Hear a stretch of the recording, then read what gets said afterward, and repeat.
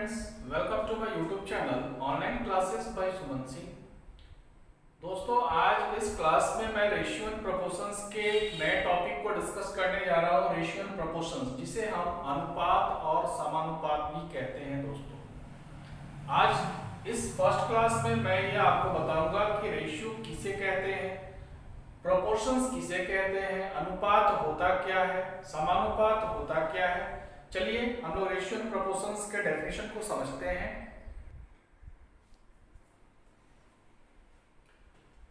दोस्तों, रेशियो किसे कहते हैं, अनुपात क्या है।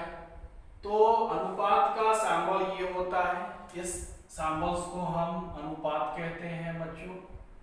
अब रेशियो का डेफिनेशन कहता है कि a ratio is a relationship between two things when it is expressed in numbers or amounts। Ratio क्या है? ये एक रिलेशनशिप है, दो नंबर्स के बीच का एक रिलेशनशिप है जिसे हम अनुपात कहते हैं। ठीक है, चलिए अब इसे समझने के लिए एक एग्जांपल लेते हैं। जैसे एग्जांपल में कह सकते हैं कि if there are 10 boys and 30 girls in a classroom, मतलब किसी क्लासरूम में 10 लड़के हैं और 30 लड़कियां हैं, तो then the ratio of boys and girl is, तो रेशियो कैसे फाइंड करते हैं? तो बॉयज और गर्ल्स का हमें रेशियो फाइंड करना है। तो 10 बॉयज रेशियो 30 गर्ल्स, तो 10:2, इसे हम बोल सकते हैं 10:30।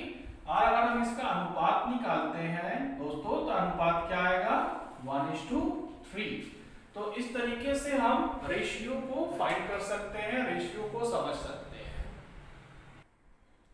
अब 1:3, तो 1:3 अगर हमारा रेशियो आया दोस्तों, तो अब इसमें हम कह सकते हैं कि 1:3 में 1 क्या है?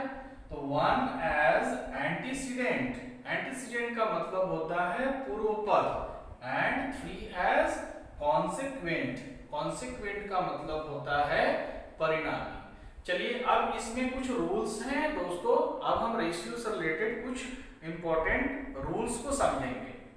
अब इसमें रूल्स क्या कहता है कि द मल्टीप्लिकेशन और division of each term of a ratio by the same non-zero numbers does not affect the ratio। मतलब किसी भी अनुपात में यदि हम सेम नंबर से मल्टीप्लाई करते हैं या सेम नंबर से डिवाइड करते हैं, तो वह रेशियो को अफेक्ट नहीं करता है। जैसे कि अगर हम एक एग्जांपल लेते हैं 4:5, है ना दोस्तों। अब 4:5 में अगर हम इसमें मल्टीप्लाई करते हैं 2 से, और इसमें भी यदि हम 2 से मल्टीप्लाई करते हैं, तो क्या आएगा हमारा? 8:10। ठीक है, अगर हम इसमें 3 से मल्टीप्लाई करते हैं तो 12:15। अगर इसमें 4 से मल्टीप्लाई करते हैं 6:20। तो हम देखते क्या है कि हमारा ये जो भी वैल्यू आएगा, तो अगर हम इसे फिर से कैंसिल करते हैं तो हमारा हमेशा 4:5 ही आएगा।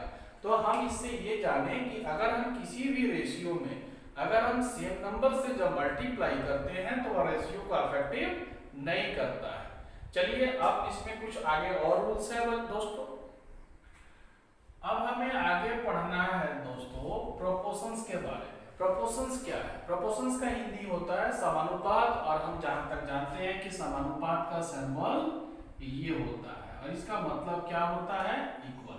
ठीक है, the equality of two ratios is called proportions. जब दो अनुपात आपस में बराबर होते हैं तो हम क्या बोलते हैं? उसे प्रोपोर्शंस बोलते हैं।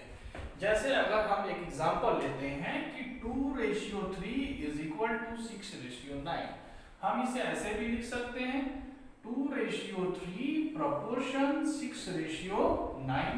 अब देखते हैं कि 2/3 ये इक्वल है 6/9 के, क्योंकि 6/9 को यदि हम कैंसिल करते हैं दोस्तों 3 से, 3 2 6 और 3 3 9, it means 2/3 is equal to 2/3।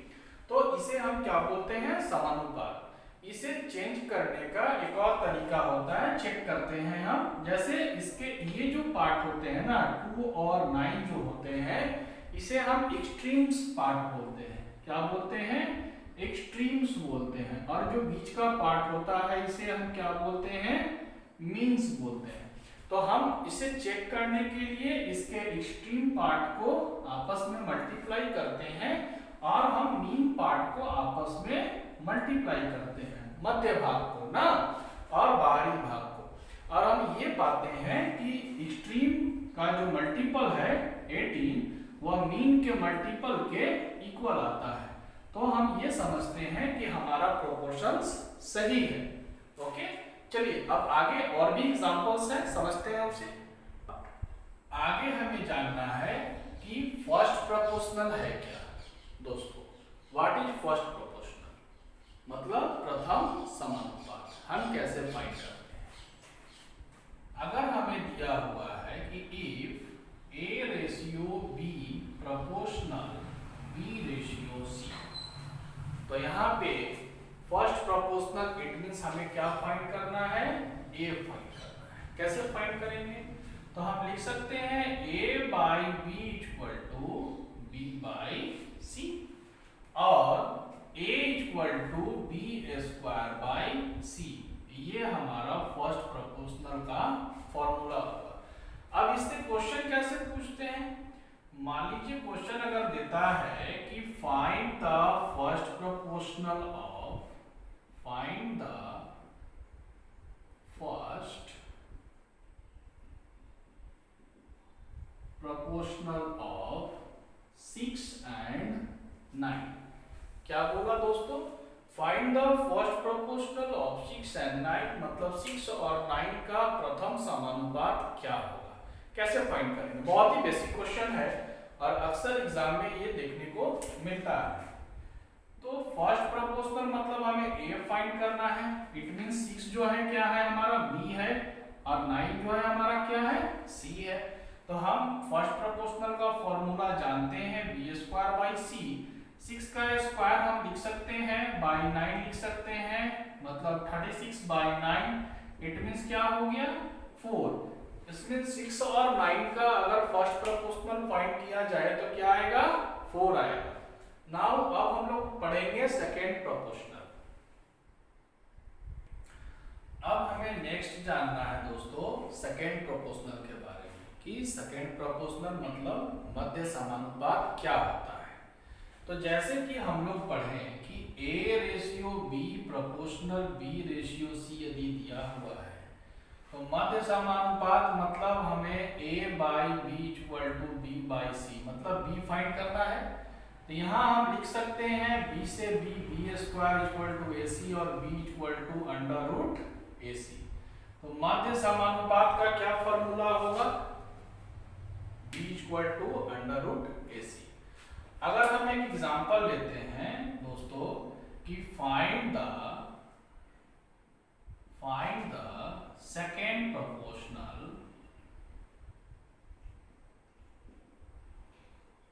Of 0.32 and 0.02।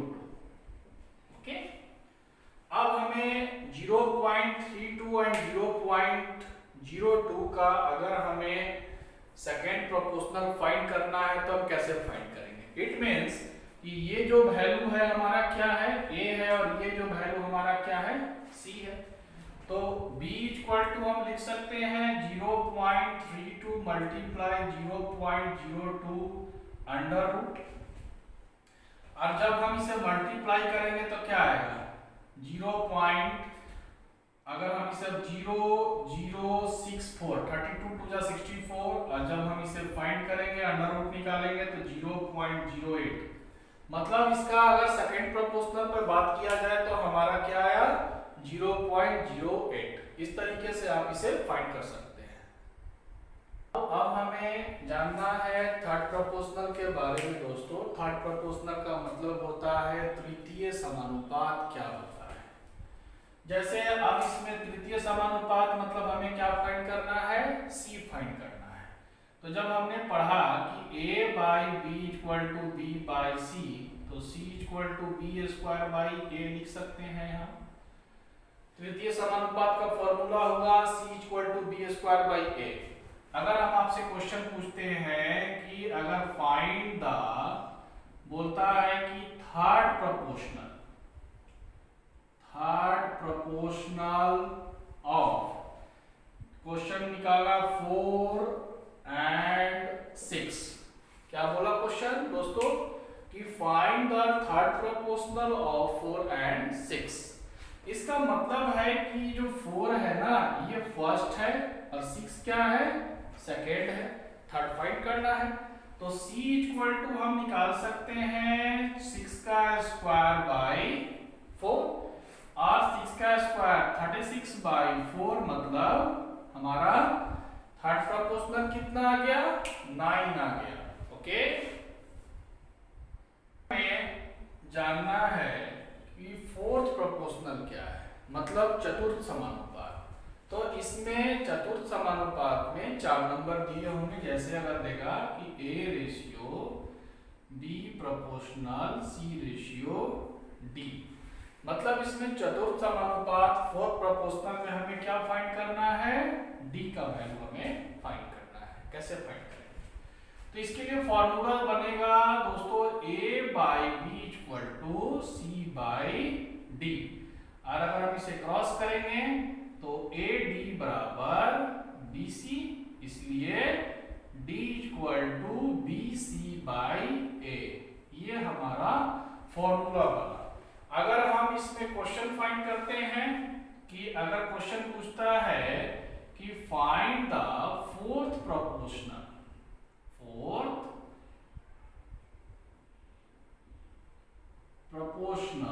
Of 2, 3 and 6।